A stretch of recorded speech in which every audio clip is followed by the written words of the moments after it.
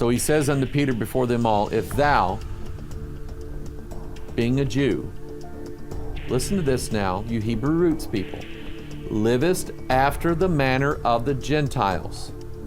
Catching this? Peter went and lived after the manner of the Gentiles. He ate with them. He broke bread with them. Sat around as they were eating and told little funny Jewish jokes and had a good time with them until he saw James and the Jews coming in. Then he jumped up out of his chair and went over to the other side of the room and greeted the Jews. And he said, yeah, I'm glad you Jews are here. Boy, I finally got somebody I can sit and eat with. And he was a big phony. And Paul was sitting there watching him. And when all this dissembling was going on, Paul got up, went to Peter, looked him in the eye, and I know Paul had love in his eyes. Peter, listen to me. If you, being a Jew, went and lived after the manner of the Gentiles, and not as do the Jews, why compellest thou the Gentiles to live as do the Jews? That's what the whole Hebrew roots movement is all about. It's the idea that the Gentiles cannot be really saved unless they go and live after the manner of the Jews. And Paul, and I'll tell you this, the dirty little secret of most, if not all, Hebrew roots teachers and adherents is secretly they hate Paul's guts. They hate Paul's writings. They hate it. And Paul jumped at Peter in front of everybody and said, Peter, you're not doing right. And he said, we who are Jews by nature and not sinners of the Gentiles, knowing that a man is not justified by the works of the law, but by the faith of Jesus Christ, even we have believed in Jesus Christ that we might be justified by the faith of Christ and not by the works of the law. For by the works of the law shall no flesh be justified. And the Hebrew roots people can't stand the fact that Paul said that.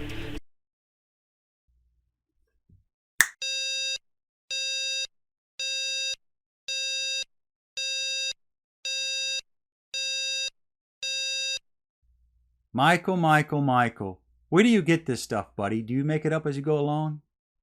No, the whole purpose of the Hebrew roots movement isn't to get Gentiles to live like the Jews so they can really be saved. It's to get Gentiles who are saved to live like one particular Jew, and that would be the Messiah. You are aware that he was Jewish, right? Moreover, most of the people in the Hebrew roots movement don't hate Paul's guts, nor do they reject his writings. Now, that's not to say that there's not a small percentage that do, but they're the exception and not the rule. And the only reason those people reject Paul is because they bought into the lies of men like you. You know, you go around teaching that Paul was against the Torah, that Paul spoke against the law of God, when nothing could be further from the truth.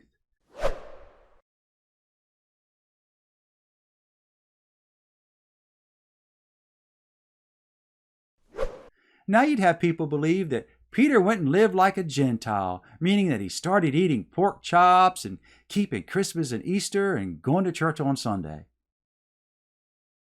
No, that's not at all what Peter was doing, and that's not what Paul meant by saying that Peter was living in the manner of the Gentiles.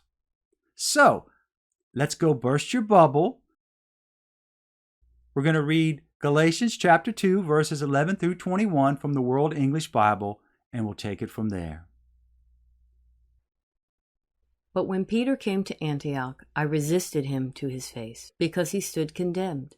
For before some people came from James, he ate with the Gentiles. But when they came, he drew back and separated himself, fearing those who were of the circumcision. And the rest of the Jews joined him in his hypocrisy, so that even Barnabas was carried away with their hypocrisy. But when I saw that they didn't walk uprightly according to the truth of the good news, I said to Peter before them all, if you, being a Jew, live as the Gentiles do, and not as the Jews do, why do you compel the Gentiles to live as the Jews do? We, being Jews by nature, and not Gentile sinners, yet knowing that a man is not justified by the works of the law, but through faith in Jesus Christ. Even we believed in Christ Jesus, that we might be justified by faith in Christ, and not by the works of the law, because no flesh will be justified by the works of the law. But if, while we sought to be justified in Christ, we ourselves also were found sinners, is Christ a servant of sin? Certainly not. For if I build up again those things which I destroyed, I prove myself a lawbreaker. For I, through the law, died to the law, that I might live to God. I have been crucified with Christ, and it is no longer I that live, but Christ lives in me. That life which I now live in the flesh, I live by faith in the Son of God, who loved me and gave himself up for me. I don't reject the grace of God, for if righteousness is through the law, then Christ died for nothing. Now, before we get into verse 14, I just want to reiterate what a load of nonsense it was to hear Michael say that those in the Hebrew roots movement can't stand the fact that Paul said that we're not justified by the works of the law, as if that's what we're trying to do. No, it's not what we're trying to do, and you know that, Michael. You know that. You just refuse to accept it, because it's a lot easier for you to throw out this straw man and beat it up than accept the truth. And what is the truth? In fact, you guys even say it. Yeah, those people in the Hebrew roots movement, they'll tell you that they're saved by faith. They'll tell you that they're saved by the grace of God. But then they'll also tell you that if you are saved, you'll keep the law. Those aren't the same things, Michael. Moreover, we're not the ones who are saying that if you are saved, you will keep the law. The Scriptures do. Pick up that authorized King James Version Bible of yours, you know, the one that you think floated out of heaven.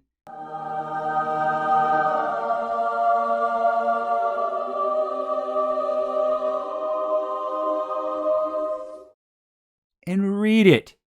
If you say you know God and you don't obey Him, you are a liar.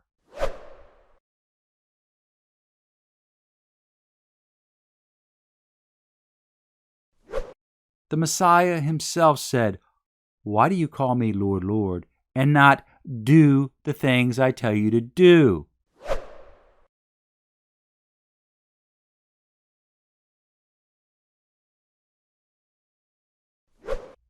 He said that many will say, "Lord, Lord, look at all the things we've done in your name."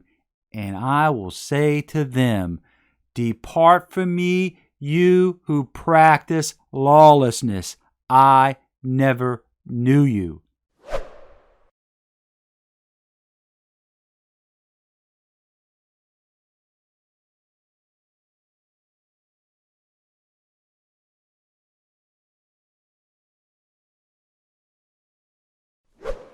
So tell me, Michael, what part of that don't you understand?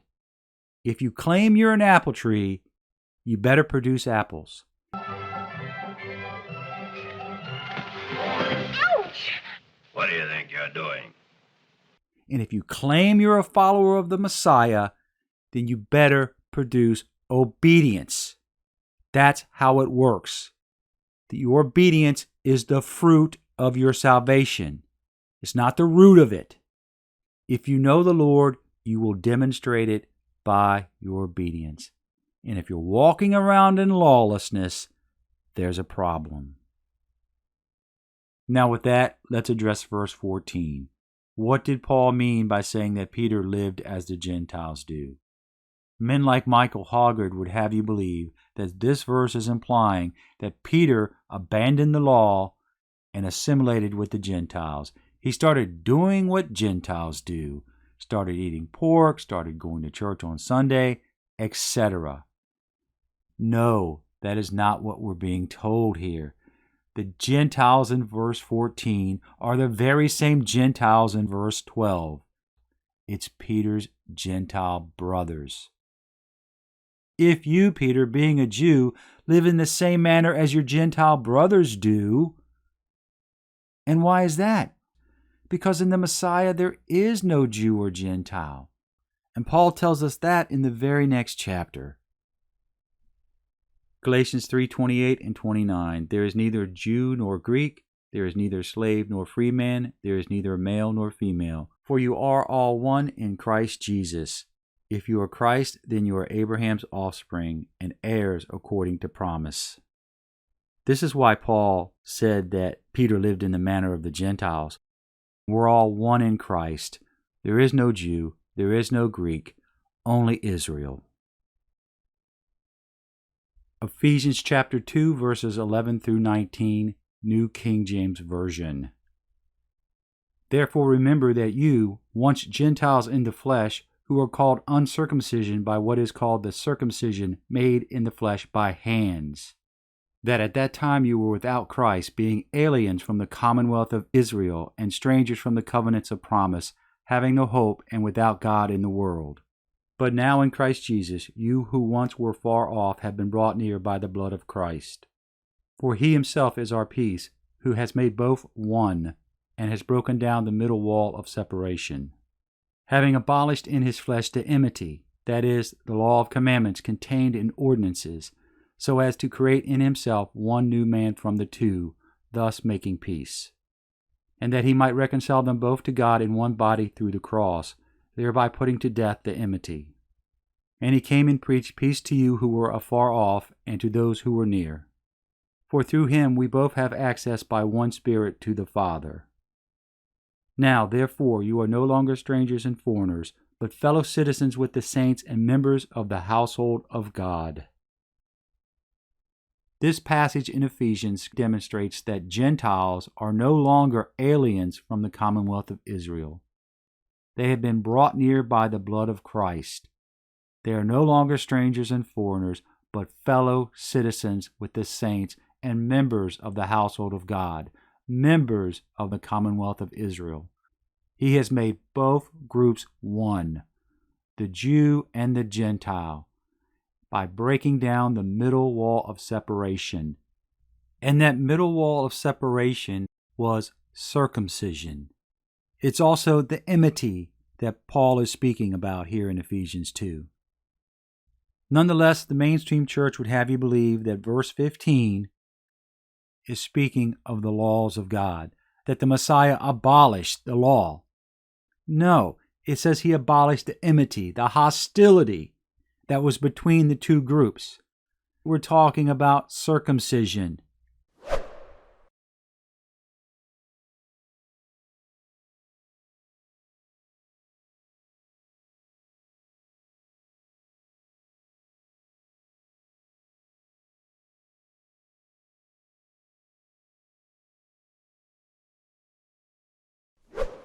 And we can see this very hostility playing out in Galatians 2. Jews from the circumcision party came and they were looking down their nose at Peter. Why? Simply because he was sitting with uncircumcised men. The enmity, the hostility, the laws of commandments contained in ordinances. This is not a reference to the laws of God.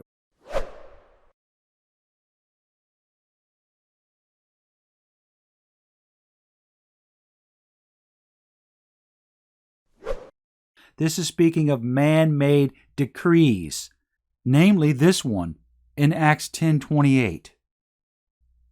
Then he, speaking of Peter, said to them, and he's talking to Gentiles, you know how unlawful it is for a Jewish man to keep company with or go to one of another nation, but God has shown me that I should not call any man common or unclean. You know how unlawful it is. Peter is not talking about the laws of God here. He's talking about a Jewish decree, a Jewish ordinance, a man-made ordinance which forbade the Jews from associating with uncircumcised Gentiles. This is the law of commandments and ordinances that Ephesians 2:15 is speaking of. Paul called circumcision the offense of the cross.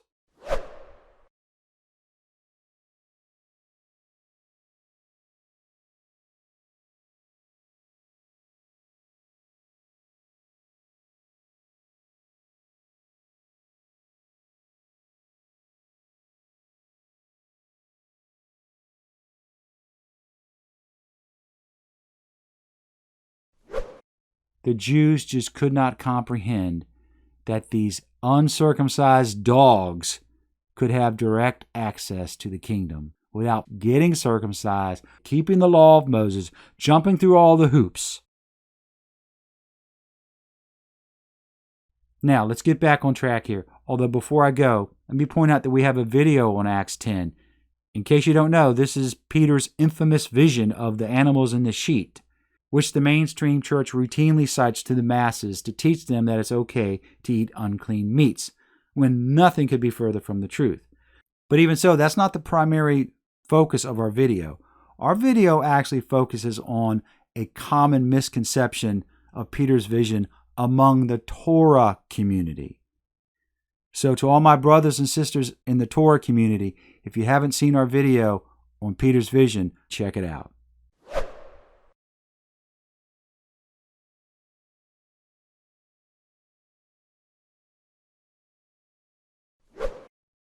Now, let's quickly try to wrap this up. In verse 14, we're told that Paul opposed Peter to his face because Peter got up and abandoned his Gentile brothers, all because some Jews from the circumcision party were staring him down. So Paul rightly rebuked him and asked him, "Why are you compelling these Gentiles, your Gentile brothers, to live like these Jews do?" You know, the ones who are telling you that you have to get circumcised and keep the law of Moses to be saved. That's what this verse is telling us. Peter didn't walk uprightly according to the truth of the good news, because the good news is that salvation has come to the uncircumcised Gentile. And again, this is the offense of the cross. Verse 15, we, being Jews by nature and not Gentile sinners. Yes, Peter, we are Jews. We are not lawless Gentiles. Yet even we know that a man is not justified by the works of the law, but through faith in Christ. And even we, just like the Gentiles, believe in him, that we might be justified by faith in him, and not by the works of the law. But if, while we seek to be justified in Christ, we are found to be sinners, lawbreakers, is Christ a servant of sin? Is Christ a minister of sin, as it says in the King James? Of course not. Just because we are justified by faith doesn't give us a license to transgress the law.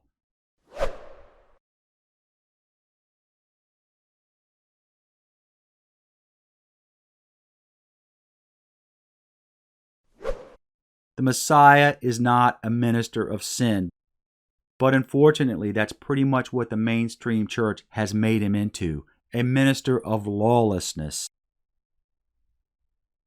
For if I build up again those things which I destroyed, I prove myself a lawbreaker.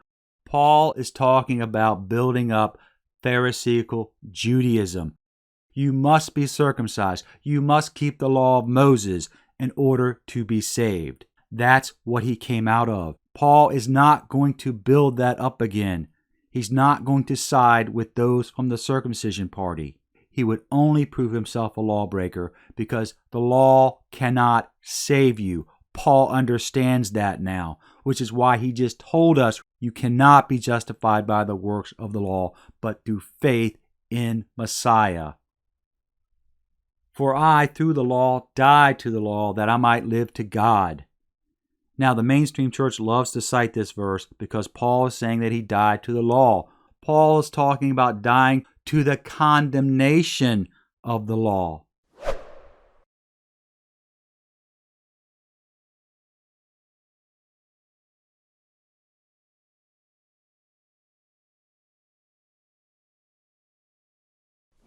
Paul was not free to violate the law.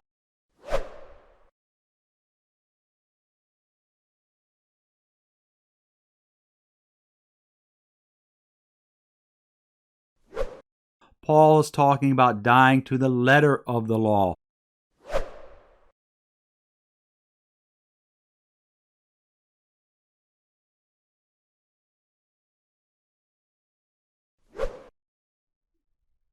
I have been crucified with Christ. It is no longer I that live, but Christ lives in me. I live by faith in the Son of God. Paul reiterates that he now lives by his faith in Yeshua. He's no longer trying to earn his salvation, his justification by the works of the law. I don't reject the grace of God, for if righteousness is through the law, then Christ died for nothing.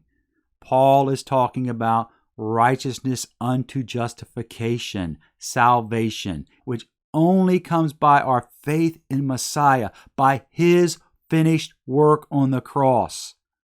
It does not come through the law. If it did, then Christ died for nothing. So much for Michael Hoggard's dirty little secret. No, the only dirty little secret around here, Michael, is that you don't know what you're talking about. In fact, one might even say that you're full of it. Ouch!